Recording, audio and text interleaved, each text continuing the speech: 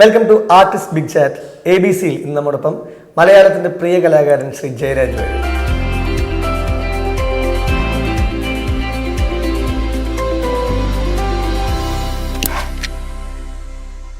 ജയരാജ നമസ്കാരം. നമസ്കാരം Hari. Thank you. ഓരോ തവണ കാണുമ്പോഴും ജയരാജന് പറയാൻ ഒട്ടേറെ പുതിയ വിശേഷങ്ങൾ വാർത്തകളൊക്കെ ഉണ്ടാവും. ഇന്ന് പറയാനുള്ള ഏറ്റവും പുതിയ നല്ല വാർത്തകൾ എന്തൊക്കെയാണ്? അല്ല, എന്നും നല്ല വാർത്ത കേൾക്കണമെന്ന് ആഗ്രഹിക്കുന്ന ഒരാളാണ് ഞാൻ. പക്ഷെ പലപ്പോഴും കെട്ട വാർത്തകളാണ് കേൾക്കുന്നത്. പക്ഷെ നമ്മളെ പുതുക്കിക്കൊണ്ടിരിക്കണം. അപ്പോൾ എല്ലാം പുതിയതായി കാണണം, പഴയതൊക്കെ പുതിയതാവണം. അപ്പോൾ അങ്ങനെ നോക്കുകയാണെങ്കിൽ ഒരുപാട് വിശേഷം പറയാനുണ്ട്. എനിക്ക് ഇളയരാജ എന്നൊരു സിനിമ ഇറങ്ങുന്നുണ്ട്, അതിനെക്കുറിച്ച് പറയണം. നമ്മുടെ അപ്പോത്തിക്കിരിക്കും മേൽവിലാസത്തിനും ശേഷം മാധവ് രാമദാസിൻ്റെ സിനിമ. അത് ഗംഭീര സിനിമയാണ്, നല്ല സിനിമയാണെന്ന് അഭിപ്രായം കിട്ടിയിട്ടുള്ള സിനിമയാണ്. പിന്നെ ഉള്ളത് മറ്റേ മെക്സിക്കൻ അപാരതയ്ക്ക് ശേഷം ടോം ഇമ്മട്ടി സംവിധാനം ചെയ്യുന്ന ഗാംബ്ലർ, സൂപ്പർമാൻ ഒക്കെ ഇൻ്റർവ്യൂവിന് ശേഷം വേറെ ഒന്നാവും സിനിമ, അതിനകത്തുണ്ട്. പിന്നെ ഇപ്പോൾ ജോഷി സാറിൻ്റെ പടത്തിൽ തുടങ്ങാൻ പോകുന്നു. നമ്മുടെ ജോജു മാളയും ചെമ്പൻ വിനോദും നായകന്മാരായിട്ട് വരുന്നൊരു സിനിമ. അതൊരു 60s ഉം 80s ഒക്കെയാണ്, ക്രിസ്ത്യൻ പശ്ചാത്തലത്തിൻ്റെ സിനിമയാണ്. പൊറിഞ്ചു മറിയൻ ജോഷി സാറിൻ്റെ അതിനകത്തുണ്ട്. പിന്നെ ഇപ്പോൾ ആര് വിളിച്ചാലും പോവും. റിലീസ് ചെയ്ത സിനിമ സ്ക്രിപ്റ്റ് എഴുതുന്നുണ്ട് എന്ന് പറഞ്ഞു. സംവിധാനം ചെയ്യുന്ന ആളെയും ഞാൻ കണ്ടിരുന്നു. കവിഗന്ധർവൻ, ഗാനഗന്ധർവൻ, അതിലും വരാം. ഈ റിലീസ് ചെയ്ത സിനിമകളുടെ അടുത്ത് ഏറ്റവും ശ്രദ്ധേയമായത് പ്രേതമാണ്. പ്രേതം ജയരാജൻ ടോട്ടൽ ഇതുവരെ സിനിമ ചെയ്തിട്ട് കരിയറിലെ മൊത്തം സിനിമകളിൽ ജയരാജനോട് ഏറ്റവും ഇഴുകിച്ചേർന്ന് നിൽക്കുന്ന പോലെ ഒരു ക്യാരക്ടറായിട്ട് തോന്നി. അതെന്താണ്? തീർച്ചയായിട്ടും അത് സംഭവിച്ചതാ. എന്താ അറിയോ, പ്രളയത്തിൽ മുങ്ങിയിരിക്കുകയായിരുന്നല്ലോ ആഗസ്റ്റ് സെപ്റ്റംബർ മാസം. ഇപ്പം സജീവായി വീണ്ടും. അപ്പം ഞാനിങ്ങനെ ഒരു ദിവസം നമ്മുടെ രാജീവ് നായർ ബോംബെയിൽ നിന്ന്, അയാൾ എന്നെ 2 ദിവസം കൂടുമ്പോൾ വിളിക്കും, നമ്മുടെ പ്രൊഡ്യൂസർ ലിറിസിസ്റ്റ്, ഓർഡിനറിയും അനാർക്കലി. ഞാൻ പറഞ്ഞു, രഞ്ജിത് ശങ്കറിൻ്റെ സിനിമ തുടങ്ങിയിട്ടുണ്ടല്ലോ എന്ന് പറഞ്ഞു. ഒന്ന് വിളിക്കായിരുന്നില്ലേ എന്ന് ചോദിച്ചു വെറുതെ. അപ്പം ഞാൻ പറഞ്ഞു ഒന്ന് വിളിക്കാം. അങ്ങനെ ഒരു മെസ്സേജ് അയച്ചു രഞ്ജിത്ത്, സിനിമ ഇന്നലെ തുടങ്ങിയല്ലേ, കൺഗ്രാറ്റ്സ്. അപ്പോൾ എനിക്ക് തിരിച്ചൊരു മെസ്സേജ് വന്നു, താങ്ക്സ് പറഞ്ഞിട്ട്. എവിടെയുണ്ട് എന്ന് ചോദിച്ചു. ഞാൻ പറഞ്ഞു പ്രത്യേകിച്ച് പണിയൊന്നുമില്ല, വീട്ടിലിരിക്കുകയാണ്, പ്രളയാനന്തര ജീവിതമാണ്. അപ്പോൾ ശരി വിളിക്കാം എന്ന് പറഞ്ഞു. കുറച്ച് കഴിഞ്ഞപ്പോൾ മനോജ് വിളിച്ചിട്ട് പറഞ്ഞു, ഒരു 15 ദിവസം വരാൻ പറ്റുമോ, ഒരു ക്യാരക്ടർ ഉണ്ട്, ഞങ്ങൾ കൺഫ്യൂഷനിൽ നിൽക്കുമായിരുന്നു, പെട്ടെന്നാണ് അങ്ങനെ വിളിച്ചപ്പോഴാണ് ഓർമ്മ വന്നതെന്ന് പറഞ്ഞു. ഞാനങ്ങനെ വരിക്കാശ്ശേരി മനയിൽ പോകുന്നു. അവിടെ ജയസൂര്യയും ടീമുകളുണ്ട്. ആ 4 പേര്, നമ്മുടെ സിദ്ധാർത്ഥ് ശിവ, അമിത്, പിന്നെ നമ്മുടെ സാനിയ, ദുർഗ, പിന്നെ മറ്റേ പെയിനില്ലേ ഡെയിൻ, ഷൂട്ട് നടന്നുകൊണ്ടിരിക്കുക. അപ്പോൾ രഞ്ജിത്ത് എന്നോട് പറഞ്ഞു, മുടിയൊക്കെ വെട്ടി ഒന്ന് ഉഷാറായിട്ട് നമുക്കൊരു സംഭവം ചെയ്യാനുണ്ട്. മുടിയൊക്കെ വെട്ടി റെഡിയായി. അങ്ങനെ അപ്പോൾ എന്നോട് പറഞ്ഞു, ക്യാരക്ടർ ഒരു വരിക്കാശ്ശേരി മനയുടെ കാര്യസ്ഥനാണ്, പേര് ഉണ്ണി വാര്യർ. തിരക്കേടില്ല, നോക്കാം. അങ്ങനെ ഞാനന്ന് മേക്കപ്പൊക്കെ ചെയ്ത് മുടിയൊക്കെ പറ്റി വേറെ സ്റ്റൈലിലാക്കി അവിടെ നിന്നു. അപ്പോൾ പറഞ്ഞു, ഒന്ന് ഇരുട്ടിയിട്ട് തുടങ്ങാം എന്ന് പറഞ്ഞു, സന്ധ്യാസമയത്ത് തുടങ്ങാമെന്ന് പറഞ്ഞു. അപ്പോൾ ഞങ്ങൾക്ക് റെഡിയാക്കി. എന്നോട് പറഞ്ഞു, ഒരു ബനിയനും ഒരു തോർത്തും കൊണ്ടൊക്കെ ഇട്ട് വരാൻ പറഞ്ഞു, ഒരു കാവ്യം കൊണ്ടൊക്കെ കൊടുത്തിട്ട് നമുക്ക് ഒരു സന്ധ്യാവന്തനത്തോടു കൂടിയാണ് ആരംഭിക്കുന്നത്, ഫസ്റ്റ് ഷോട്ട്. അപ്പോൾ ഇതുപോലെ ക്യാമറയൊക്കെ റെഡി ആയിട്ടുണ്ട്. അപ്പോഴാണ് എനിക്കൊരു സംസ്കൃത ശ്ലോകം എടുത്ത് തരിക. ആനന്ദ് മധുസൂദൻ ട്യൂൺ ചെയ്ത ഒരു പാടിയത് ഉദയ് രാമേന്ദ്രൻ ഗായകൻ. ഞാനതവിടെ നിന്നിട്ട് പഠിച്ചു. എന്നോട് പറഞ്ഞു പഠിച്ചോളൂ എന്ന് പറഞ്ഞു. ഞാൻ പഠിച്ചിട്ട് ഞാനിങ്ങനെ ഇതിൽ വെച്ചു, ബ്രഹ്മാദയ അങ്ങനെ തുടങ്ങുന്ന ഒന്നാണ്. അപ്പം ഞാനത് വായിച്ചു. അപ്പോൾ അത് കഴിഞ്ഞപ്പോൾ വലിയൊരു എനർജി വന്നു. ആ സമയവും കറക്റ്റാണ്, ഒരു ഡസ്റ്റ് സമയം. അപ്പം ഞാൻ ഈ ശ്ലോകം ഇങ്ങനെ ഇരുന്ന് ചൊല്ലുമ്പോൾ 4 ഭാഗത്തുനിന്നും കഥാപാത്രങ്ങൾ, മണികണ്ഠൻ പട്ടാമ്പി കയറി വരുന്നു, ഈ 4 പേര് കയറി വരുന്നു, എൻ്റെ അടുത്ത് സിദ്ധാർത്ഥ് ശിവ ഇരിക്കുന്നു. അത് കഴിഞ്ഞപ്പോൾ നിശബ്ദതയാണ്. അത് ടേക്ക് ഒരു 10-15 ഷോട്ട് എടുത്തിട്ടുണ്ട്, പല ഭാഗത്തു നിന്ന് എടുത്തു. അത് കഴിഞ്ഞപ്പോൾ എനിക്കൊരു ക്യാരക്ടർ കിട്ടി. പറഞ്ഞു ഗംഭീരമായി. ഇളയരാജയുടെ ക്യാരക്ടർ എങ്ങനെയാണ്? ഇളയരാജയുടെ ക്യാരക്ടർ എന്ന് പറഞ്ഞാൽ ഒരു ബ്ലേഡ് പലിശ പണം കൊടുക്കുന്ന ഒരു വലിയ മുതലാളി, നമ്മുടെ അനിൽ നെടുമങ്ങാടി ചെയ്യുന്ന ക്യാരക്ടറാണ്, വില്ലൻ പക്ക. അപ്പോൾ ഈ കപ്പലണ്ടി കച്ചവടം നടത്തുന്ന ജീവിക്കുന്ന റെയിലിൻ്റെ റെയിൽവേയുടെ അടുത്തുള്ള ചേരിയിൽ താമസിക്കുന്ന ഹരിശ്രീ അശോകൻ, അദ്ദേഹത്തിൻ്റെ മകൻ ഈ നമ്മുടെ അജയൻ ഉണ്ടപ്പക്രു, പിന്നെ 2 കുട്ടികൾ, ഭാര്യ. അപ്പോൾ ഇവർക്ക് എന്താ വെച്ചാൽ തേക്കിൻകാട്ടിൽ കപ്പലണ്ടി വെക്കുന്ന പരിപാടിയാണ്. അപ്പോൾ ഈ പലിശക്കാരനിൽ നിന്ന് പൈസ വാങ്ങിച്ചിട്ടാണല്ലോ. അപ്പോൾ ആ പലിശക്കാരനായിട്ടുള്ള അനിൽ ചെയ്യുന്ന കഥാപാത്രത്തിൻ്റെ സഹായി, പിരിവുകാരനാണ് ഞാൻ. സൈക്കിളിൽ വന്നിട്ട് പിരിവ്. അപ്പോൾ പോയിട്ട് പറയും, പൈസ പിരിച്ച് വരാൻ പറയും എന്നോട് കഥാപാത്രം, ഈ വില്ലൻ കഥാപാത്രം. ജോണി എന്നാണ് എൻ്റെ പേര്. ജോണിയേട്ടൻ, മറ്റവൻ്റെ പൈസ കിട്ടിയിട്ടില്ല ഏട്ടാ. അത് ഗഡുക്കൾ കുറേ ആയിട്ടുണ്ട്, അത് മേടിച്ചു കൊണ്ടുവരണം. പക്ഷേ എൻ്റെ കഥാപാത്രം എന്താ വെച്ചാൽ ദയാലുവായൊരു മനുഷ്യനാണ്.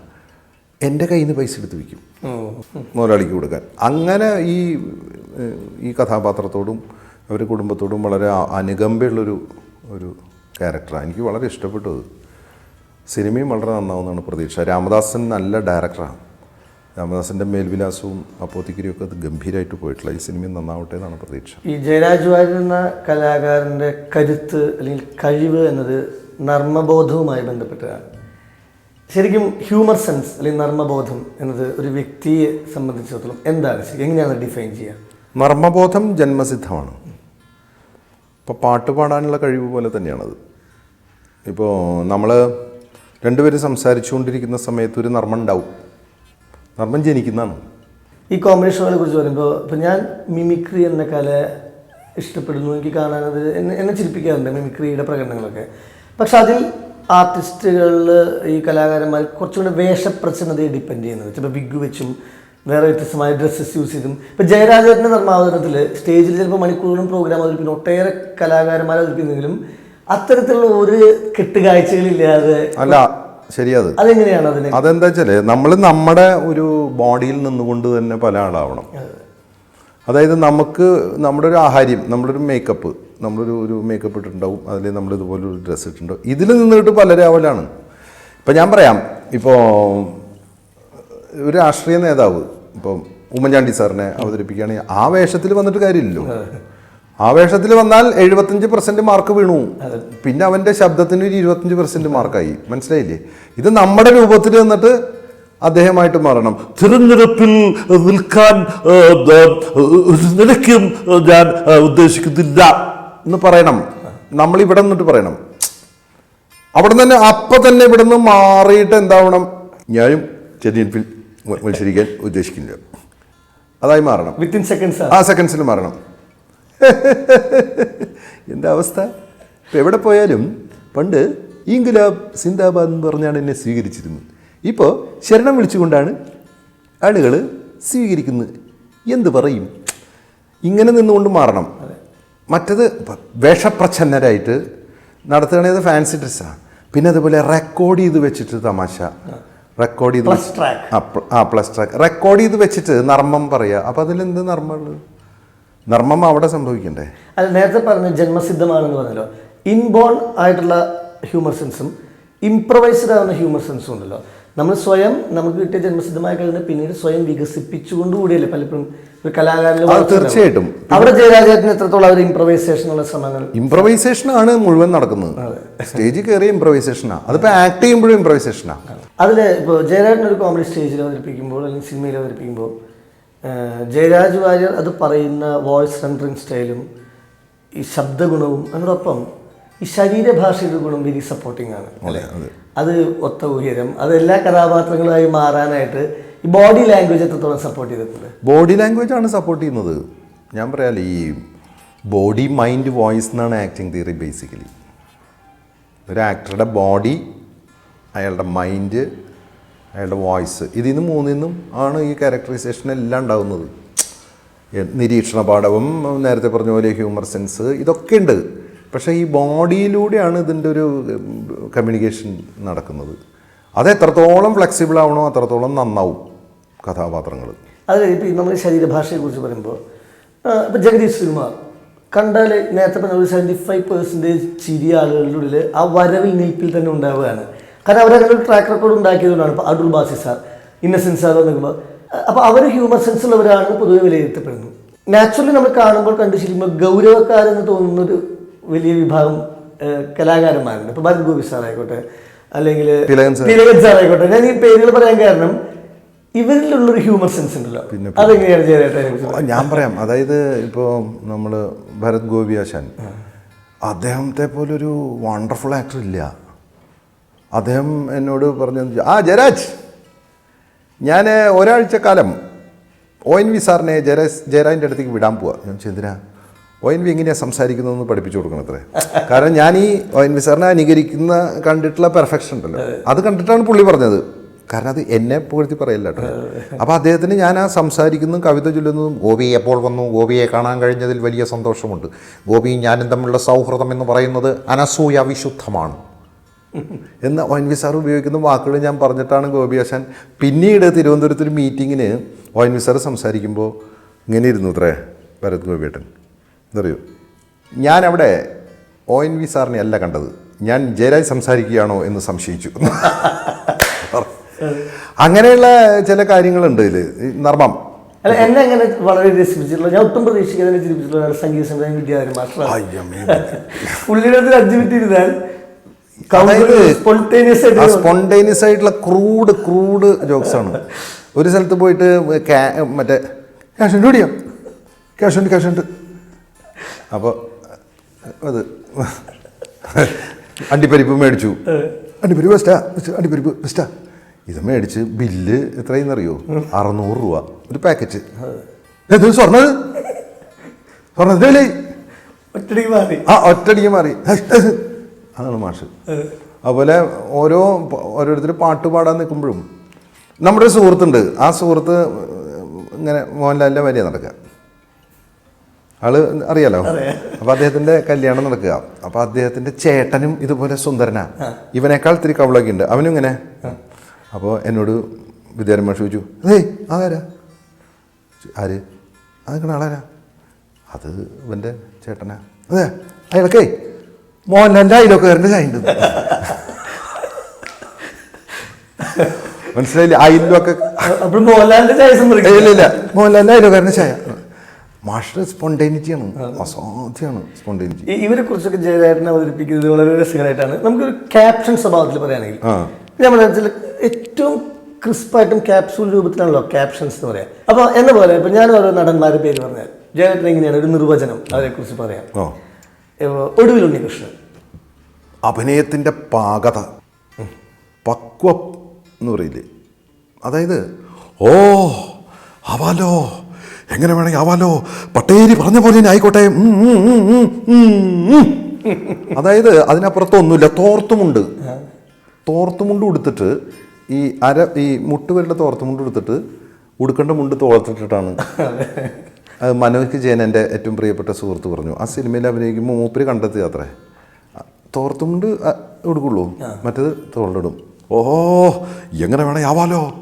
അഭിനയത്തിൻ്റെ പരിപാക പക്വത എന്ന് പറയും. മുറിക്കാനില്ല, എഡിറ്റ് ചെയ്യാനില്ല, കറക്റ്റാണ്. യേശുദാസ് സാർ അധ്യാപകൻ. എന്തധ്യാപകൻ?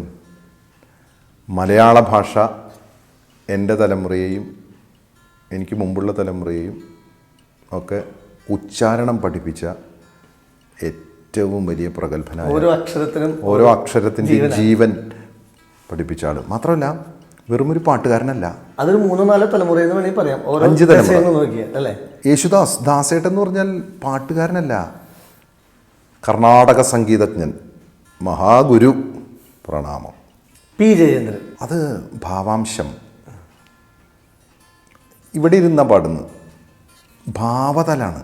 അതായത് എങ്ങനെയാണ് ഭാവാത്മകമായി പാടുക എന്നുള്ളത് പഠിക്കണം. ഹൃദയത്തിൽ നിന്ന ശബ്ദം. പ്രണയിയാണ്, പക്ഷെ ആർക്കും അറിയില്ല, പക്ഷെ പാട്ടിലത് വരും. സ്വരം കൊണ്ടാണ്. സംവിധായകൻ രഞ്ജിത്ത്, മാൻലി ആണ്, ആണത്വത്തിൻ്റെ ഭയങ്കര മാൻലി ആയിട്ട്. മോഹൻലാൽ സാറിന്റെ കഥാപാത്രങ്ങളുടെ ചിലപ്പോഴൊക്കെ നമ്മളിന്ന് റിഫ്ലക്ട് ചെയ്ത് കാണുന്നത് രഞ്ജിത്ത് സാറിനെ. അതെ. അതായത് ഒരു സ്ഥലത്തേക്ക് കയറി വന്നു കഴിഞ്ഞാൽ എന്തുണ്ടോ എന്ന് പറയുമ്പോൾ ഒന്ന് പറയും, ഭയങ്കര മാൻലി ആയിട്ടുള്ള ഒരാളാണ്. എന്നാൽ മോഹൻലാൽ സാർ അതായത് ലക്ഷണമൊത്ത ഒരു കൊമ്പനാന. ക്ഷേത്രഗോപുരം കടന്നു വരുമ്പോഴത്തെ ഒരു ഫീൽ എന്താണ്? അതായത് മലയാളത്തിൻ്റെ അംബാസഡറാണ്, ചലച്ചിത്രാഭിനയ കലയിലെ മലയാളത്തിൻ്റെ അംബാസഡറാണ്. ഗാംഭീര്യം, പ്രൗഢി, ഇങ്ങനെ പ്രേം നസീർ നിറയൗവനം, പാട്ടിൻ്റെ കാമുകൻ, ശരിക്ക് കാമദേവൻ. അതായത് അത്രയും സൗന്ദര്യമുള്ളൊരു ആളില്ല, ഇനി ഉണ്ടാവില്ല, 100 കൊല്ലത്തേക്ക് ഉണ്ടാവില്ല. അതെങ്ങനെയാണ് ആ ഒരു സൗന്ദര്യത്തിനെ? അല്ല, അതെങ്ങനെയാ വെച്ചാൽ പാട്ടല്ലേ.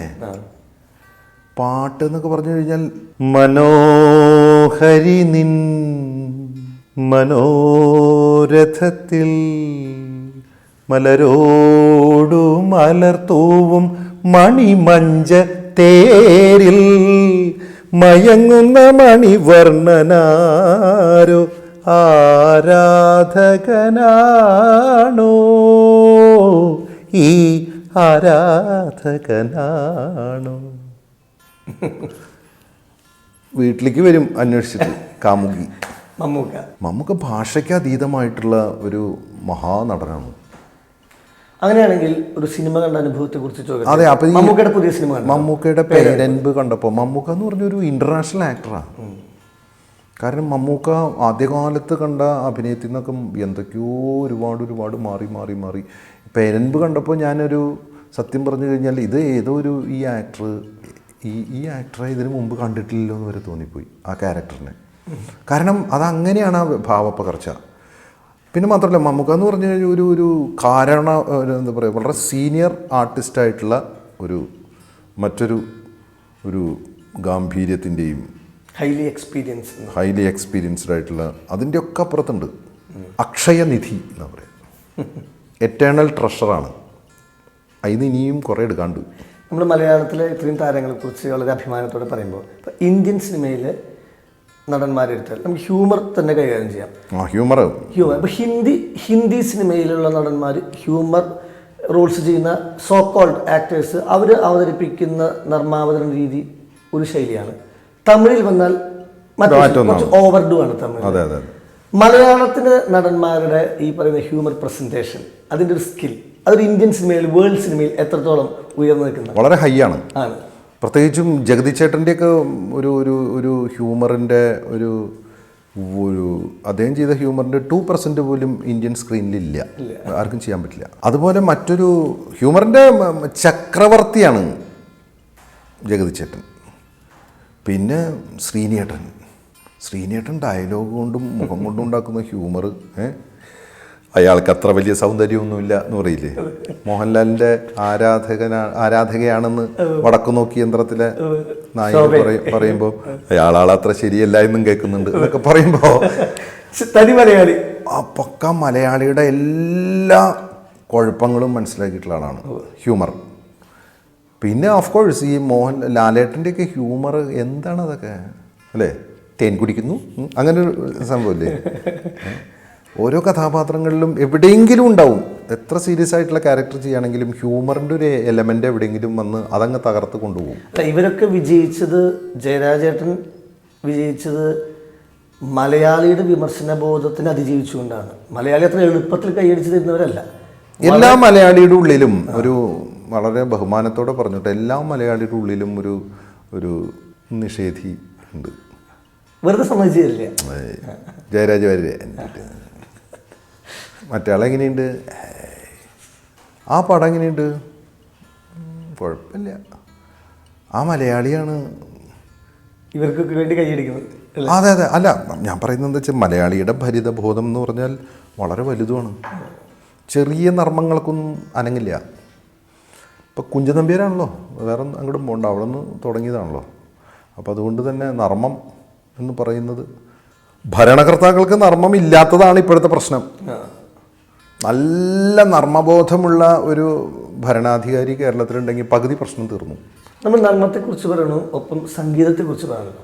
ജയരാജുവാരൻ എന്ന പാട്ടിൻ്റെ ആസ്വാദകൻ, ആരാധകൻ. പാട്ട് എനിക്ക് വായുവാണ്. ഈ അടുത്ത കാലത്ത് സംഭവം ഉണ്ടായി. ഞാൻ കൽക്കത്തയിൽ ഒരു പ്രോഗ്രാമിന് പോയിരുന്നു. അതിൽ രമേഷ് പിഷാരടിയും ടിനി ടോമും പിന്നെ എൻ്റെ പ്രിയ മറ്റൊരു ചങ്ങാതി മനോജ് കിജയനൊക്കെ ഉണ്ടായിരുന്നു. അപ്പോൾ ആ പരിപാടി കഴിഞ്ഞിട്ട് ഞാൻ അവിടെ അന്ന് തങ്ങി. പിറ്റേ ദിവസം വേറൊരു പരിപാടിക്ക് പോകണ്ടായിരുന്നു. അതൊന്നുമില്ല, എൻ്റെ ബ്രദർ വർക്ക് ചെയ്യുന്ന, എൻ്റെ ചേട്ടൻ ഡോക്ടർ മുരളീധരൻ, അദ്ദേഹം വർക്ക് ചെയ്യുന്ന അദ്ദേഹത്തിൻ്റെ ലാബ് അങ്ങനെ അവിടെ ഡയറക്ടറാണ്. അപ്പോൾ പണ്ട് എന്നോട് പറഞ്ഞു നമുക്ക് സലിൽദായുടെ ഒരു ഈവനിങ് വെച്ചാലോ എന്ന് പറഞ്ഞു. Music evening. അപ്പോൾ ഞാൻ പറഞ്ഞു നമുക്ക് ചെയ്യാം. അപ്പോൾ ഞാൻ ചോദിച്ചു ഞാനൊരു ഐഡിയ പറയാം, ഞാൻ മലയാളം പാടാം. സലീൽദയുടെ കൂടെ വായിച്ച ആൾക്കാരാണ്. സലീൽദയുടെ പാട്ട് പാടുന്ന ഒരു കക്ഷിയുണ്ട്. ഞാൻ പറഞ്ഞു ഞാൻ മലയാള പാട്ട് പാടാം, അതിൻ്റെ ബംഗാളി വെർഷൻ പാടണം.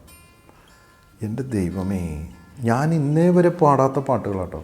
കടലിനക്കരെ പോണോരേ, കാണാ പൊന്നിന് പോണോരേ, പോയി വരുമ്പോൾ എന്തു കൊണ്ടുവരും എന്ന് ഞാൻ പാടി നിർത്തുമ്പോൾ അത് ബംഗാളി ഫോക്കാ. ഈ ഫോക്ക് സലീൽദ ബംഗാളിൽ ചെയ്തത് മറ്റേ ആൾ പാടും.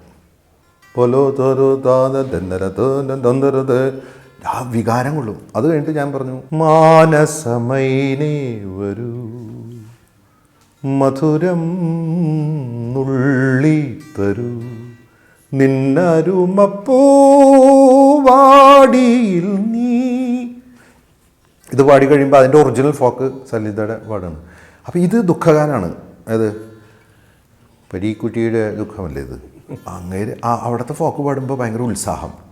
അപ്പോൾ ആ ഫോക്കിൻ്റെ പിന്നെ കേളി നളിനം വിടരുമോ ശിശിരം പൊതിയും കുളിരിൽ നീ വ്രീളാവതി, ഇത് പാടുമ്പോൾ അതിൻ്റെ പാടുക. അങ്ങനെ ഓരോ പാട്ടും, നാടൻ പാട്ടിലെ മൈന, എല്ലാ പാട്ടുകളും.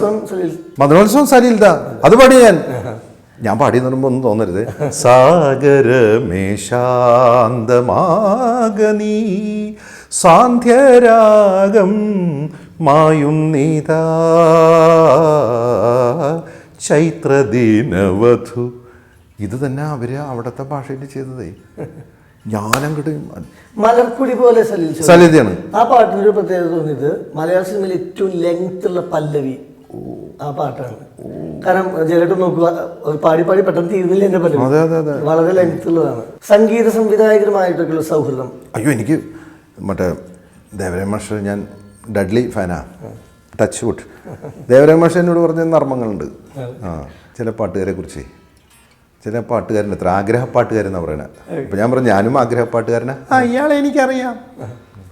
ഇപ്പം ഒരാൾ വലിയൊരാളാണ്, അയാൾ പാട്ട് പാടാൻ വരിക, മാഷ പരിപാടിയാണ്. അപ്പോൾ അയാൾ വരുമ്പോൾ മാഷ് പറയാം ഞാൻ വരുന്നു, പാട്ടുകാരനാ, കൊള്ളാം, നല്ല മീശ, നല്ല മുഖം, വന്നു, പാട്ട് പുസ്തകം എടുത്തു, കീബോർഡുകാരൻ്റെ അടുത്തോട്ടാ, ഇനിയിപ്പം ശ്രുതി നോക്കുക, വന്നു, മൈക്ക് എടുത്തു, ഇനി ആ പ്രശ്നം. കാരണം ഇതുവരെ ഭംഗിയാ. ദേവരായ മാഷ്, പിന്നെ രാഘവൻ മാഷ് മലയാളത്തിൻ്റെ തെളിനീരാണ്. മലയാളത്തിൻ്റെ ഫോക്ക് എന്ന് പറയുന്നത് രാഘവൻ മാഷയാണ്. ഞാൻ രാഘവൻ മാഷോട് ചോദിച്ചു ഒരു സൗഹൃദ, ഞാൻ ചോദിച്ചു സാർ ഈ എനിക്ക് വലിയ ഇഷ്ടമുള്ളൊരു പാട്ടുണ്ട് രാഘവൻ മാഷയുടെ, മാനത്തേ മഴമുകിൽ മാലകളേ. ഞാൻ ചോദിച്ചു സാർ ഇത് എങ്ങനെയാണ് അത് ട്യൂൺ ചെയ്തതെന്ന് ചോദിച്ചു. അപ്പോൾ പറഞ്ഞത് അത് ഫോക്കല്ലേ, മാനത്തേ മഴമുകിൽ മാലകളേ, ഫോക്ക്. അത് അങ്ങനെ പറ്റില്ല സിനിമയ്ക്ക്. മാനത്തെക്കായാലും രാഘവൻ മാസ്റ്റർ. പിന്നെ അയ്യോ, പി ഭാസ്കരൻ മാസ്റ്ററും കെ രാഘവൻ മാസ്റ്ററും ഈ സംഭവം ഉണ്ടാക്കിയത്. ജയരാജനോട് എനിക്ക് വ്യക്തിപരമായിട്ടുള്ളൊരു പരാതി. ആദ്യം ഞാനൊരു പോസിറ്റീവായിട്ടുള്ള കാര്യം പറഞ്ഞിട്ട് പരാതിയിലേക്ക് വരാം. ജയരാജൻ സ്വന്തം കഴിവുകളെ അവതരണത്തിൻ്റെ രീതിയിലും അഭിനയത്തിൻ്റെ രീതിയിലും ആലാപനത്തിൻ്റെ രീതിയിലൊക്കെ അത് പ്രയോജനപ്പെടുത്തുന്നുണ്ടെങ്കിലും ജയരാജനൊരു ഭാഷയിലുള്ള ഈ പരിജ്ഞാനം, വായിച്ചു കിട്ടിയ അറിവിനെ പാട്ടെഴുത്തിൻ്റെ രൂപത്തിലോ ഒരു സ്ക്രിപ്റ്റിൻ്റെ രൂപത്തിലോ വലിയ അളവിൽ എന്തുകൊണ്ട് പ്രയോജനപ്പെടുത്തുന്നില്ല? അല്ലെങ്കിൽ ഒരു സിംഗർ എന്നുള്ള ലെവലിൽ എന്തുകൊണ്ട് കുറച്ചും കൂടെ? അല്ല, ഞാൻ പറയട്ടെ, അതൊക്കെ ചെയ്യാൻ ഒരുപാട് ആൾക്കാരുണ്ടല്ലോ. അപ്പം ഞാൻ പറയാം, സ്ക്രിപ്റ്റ് എഴുതാൻ പോകാന്ന് പറഞ്ഞാൽ എനിക്ക് നർമ്മ സന്ദർഭങ്ങളൊക്കെ കൂട്ടി ഇണക്കാനൊക്കെ അത്യാവശ്യം അറിയാം. പക്ഷേ എത്രയോ സ്ക്രിപ്റ്റ് റൈറ്റേഴ്സ് ഉണ്ട് ഇവിടെ. പാട്ട് എഴുതാൻ പോകണു, എത്ര പാട്ടെഴുത്തുകാർ എൻ്റെ സുഹൃത്തുക്കളായിട്ടുള്ള ആൾക്കാരുണ്ട്.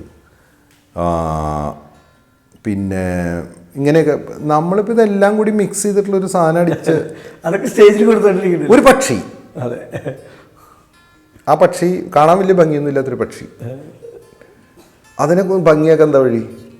മയിലിൻ്റെ കുറച്ച് പീരി എടുത്ത് വയ്ക്കുക, വേറെ കുറച്ച് തൂവലെടുത്ത് വയ്ക്കുക, ഇതൊക്കെ വെച്ചിട്ട് ആകെ ചന്തള്ള വേറെ ഒന്നാക്കുമ്പോൾ ആൾക്കാർ ഇഷ്ടപ്പെട്ടില്ലേ? അതുപോലെ. പക്ഷെ ഒന്നും പറയാൻ പറ്റില്ല, നാളെ എന്തോ ആവാം. പാട്ടുകാരൻ അടുത്ത നിമിഷം എന്ത് ഗായകൻ എന്ന നിലയിൽ സിനിമയിൽ കാട്ടുമാക്കാൻ ഞാൻ പാടിയിട്ടുണ്ട്. കുറച്ചും കൂടെ പ്ലേ ബാക്ക് സിംഗിലേക്ക് കുറച്ചുകൂടെ ഇല്ലാന്നേ, അത് വെറുതെ ഈ ഗായകന്മാരുടെ ശത്രുത പിടിച്ചു. മറ്റേ എന്നെ പറ്റി പറഞ്ഞില്ലേ ഒരാൾ, ആരാ ജയരാജ് വരാ, ഒരു തേങ്ങറിയില്ലേട്ടാ അയാൾക്ക് എന്ന് പറഞ്ഞില്ല. എനിക്കതാ ഇഷ്ടം. നമ്മളിങ്ങനെയൊക്കെ മതി. നമുക്ക് അഭിനയമാണ് ബേസ്. കാരണം എന്താ പറയുക, ഞാൻ ഇതൊക്കെ ചെയ്യുന്നത് ആക്ടർ എന്നുള്ളൊരു ലക്ഷ്യമാണ്. നാടകത്തിൽ നിന്നും സിനിമയിലേക്ക് നാടകത്തിലേക്കും ഒന്ന് കാരിക്കേച്ചറിലേക്കും സിനിമയിലേക്കൊക്കെ ഒന്ന് ആക്ടിങ് ആണ്. ഒരുപാട് കഥാപാത്രങ്ങളൊക്കെ ഇവിടെ ഉണ്ടാവണ്ടേ. നമുക്ക് ഇന്നത്തെ ആർട്ടിസ്റ്റ് ബിഗ്ജായിട്ട് കൺക്ലൂഡ് ചെയ്യുന്നതിന് ചേർന്ന് ഇനി ചോദിക്കാനുള്ളൊരു കാര്യം തൃശ്ശൂരിനെ കുറിച്ചാണ്. ഇപ്പം നേരത്തെ പല ഉപമകളും പറയുമ്പോഴൊക്കെ തൃശ്ശൂർ ഭാഷ ഇങ്ങനെ രസകരമായിട്ട് പ്രയോഗിക്കുന്നുണ്ട്. തൃശ്ശൂർ നൽകിയൊരു സ്വാധീനം, സാന്ത്വനം, സന്തോഷം. തൃശ്ശൂരാണ് ഞാൻ.